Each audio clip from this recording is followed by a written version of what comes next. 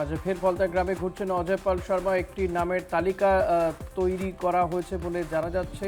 অজয় পাল শর্মা তিনি এই তালিকা তৈরি করেছেন। তালিকা ধরে স্থানীয়দের জিজ্ঞাসা করছেন কার বাড়ি কোথায়। জাহাঙ্গীর খানের অফিসের সামনে দিয়ে যাওয়ার সময় উত্তেজনা। অজয় পাল শর্মাকে দেখে জয় বাংলা স্লোগান দেয় তৃণমূল কর্মীরা।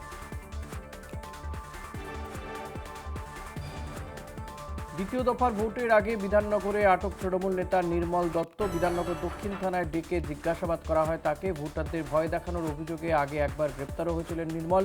সেই সময় তার বিরুদ্ধে অভিযোগ এনে কমিশনের দ্বারস্থ হয়েছিলেন বিধাননগরের বিজেপি প্রার্থী শরদত্ত মুখোপাধ্যায়।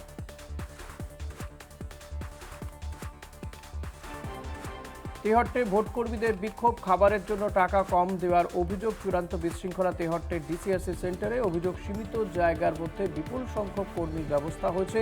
তেহট্টের বেতাই ডক্টর বি.আর. আম্বেদকর কলেজের ঘটনা। পরে মহকুমা শাসকের আশ্বাসে বিক্ষোভ ওঠে। এখানে সবটাই চরম অব্যবস্থা। না আছে জলের ব্যবস্থা, সংকীর্ণ জায়গা, এত সংখ্যক কর্মচারী বা পোলিং পার্টি তার ব্যবস্থা নেই, জল নেই, ফ্যান নেই, কোথাও বসে কাজ করবো ফর্ম ফিল করবো তার কোনো ব্যবস্থা নেই। সর্বোপরি সবটা মিলিয়ে অস্বস্তিকর অবস্থা।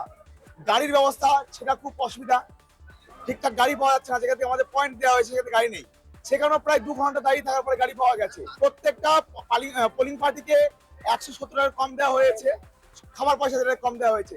সে কি প্রিসাইডিং, কি ফার্স্ট পোলিং, কি সেকেন্ড পোলিং, কি থার্ড পোলিং, প্রত্যেকে দেওয়া হয়েছে। বলা হয়েছে অফিসারদের, তারা বলছে ভিডিও জানে, ভিডিও বলছে আরো জানে, এ জানে, সবাই দোহাই দিয়ে ছাড়ছে। প্রচণ্ড গরমে অসুস্থ মহিলা ভোটকর্মী। বেলুড়ের ডিসিআরসি সেন্টারে অসুস্থ হয়ে পড়েন এক মহিলা। অসুস্থ ভোটকর্মীকে নিয়ে যাওয়া হয় শ্রমজীবী হাসপাতালে।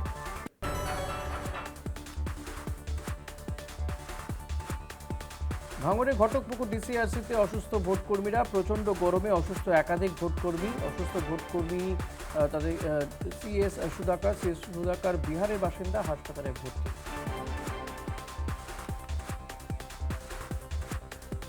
ভোটের ডিউটি পড়ায় ভোটদানের সমস্যা। ভোট দিতে না পেরে ক্ষোভে ফুঁসছেন পূর্ব বর্ধমানের বাস চালক ও কর্মীরা। নির্বাচনের কাজ পড়ায় প্রতিবারই ভোটদান থেকে বঞ্চিত হন তারা। বাস কর্মীদের দাবি প্রায় 400 থেকে 500 জন বাস কর্মী এই সমস্যার মধ্যে পড়েছেন।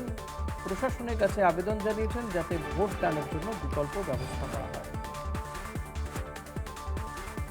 আসি আমাদের ভোটটা বিধানসভা লোকসভায় বলুন, আজকে মোটামুটি আজকে আমি 35-36 বছর বাসের লাইনে কাজ করছি, আমরা ভোটই দিতে পাই না। কেন আমরা তো আমার বাড়ি হয়তো ব্যান্ডা গ্রাম, সেখানে আমরা পড়ছি কোথায় হয়তো ভাতার থানায়, নয় মঙ্গলকোটে, নয় আরও অন্য জায়গায়, বিভিন্ন জায়গায় আমরা হয়তো সেই বুথ নিয়ে চলে যাচ্ছি, কিন্তু আমরা ভোট কোনো সময়কার জন্য আমরা দিতে পারি না।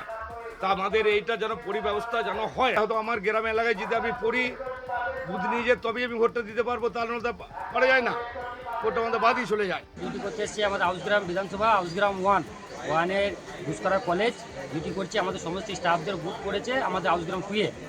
যাতে আমাদের স্টাফদের এই ভোটের ব্যবস্থাটা করা যায়, সেটা কীভাবে ভোট দেবো সেটা করলে আমাদের খুব ভালো হয়। আমরা তো সব ভোটার, ভোট দিতে পারবো না, আমরা বাইরে পড়ে যাই। নির্বাচন কমিশনার যে সমস্ত ব্যবস্থা করলো, তা আমরা কিভাবে ভোট দেবো? আমাদের ব্যবস্থাটা করুক। আমার এইটাই নির্বাচন কমিশনের কাছে অনুরোধ, জোরাত করে আমরা যেন ড্রাইভার খালাসি বা আমরা যারা ছোটো গাড়ি বড় গাড়ি যত আছি, আমরা স্টাফ আছি, আমাদের যেন সেই ব্যবস্থাটা করে দেয়, আমরা যাতে করে ভোটটা দিতে পারি।